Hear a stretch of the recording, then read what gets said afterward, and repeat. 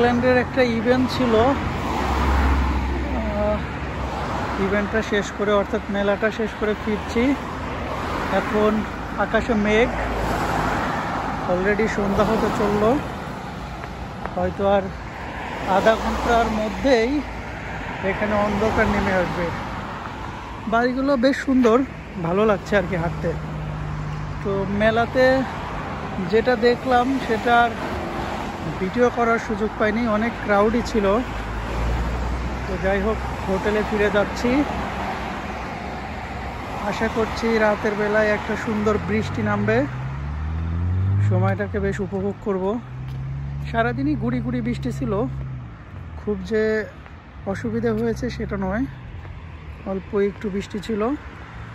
মোটামুটি রাস্তায় চলাফেরা করা সমস্যা হয়নি আর কি, ঘুরেছি। যদিও সাথে গাড়ি ছিল, এখন গাড়ি নেই। পাশেই একটু ইভেন্টের কথা শুনে এদিকে এসেছিলাম, এখন ফিরে যাচ্ছি। নিউজিল্যান্ডের অলমোস্ট সবগুলো বাড়ি সিমিলার, একই ডিজাইনের, একই প্যাটার্নের। তবে সৌন্দর্যের দিক থেকে কোনোটার থেকে কোনোটা কম নয়, সবগুলো বাড়ি সুন্দর। এইটা হচ্ছে, আগেও বলেছি এখনও বলি, অকল্যান্ড ডাউনটাউন থেকে 10 মিনিটের ড্রাইভ করে আসলে এটাকে বলে ম্যান ওকাও সিটি।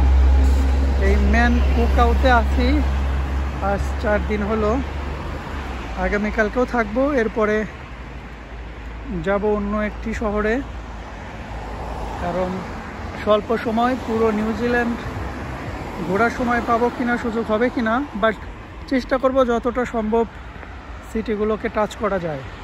একটু অন্ধকার, যার কারণে ভালো লাগছে না হয়তো। এই তো ম্যান ওকাও সিটি।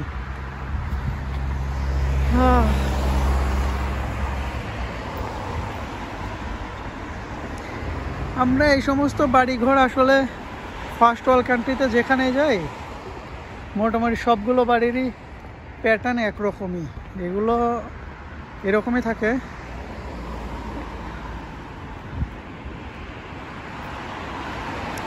সামনেই একটা মোড়, মোড়টা থেকে আমরা ডানে চলে যাব, একটু এগোলেই আমার হোটেলটা।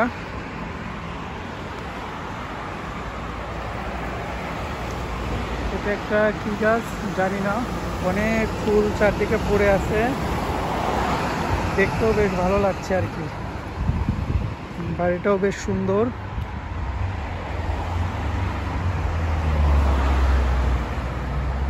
যাই হোক, একটু এই দিকের পরিবেশটা আপনাদেরকে দেখানোর চেষ্টা করলাম।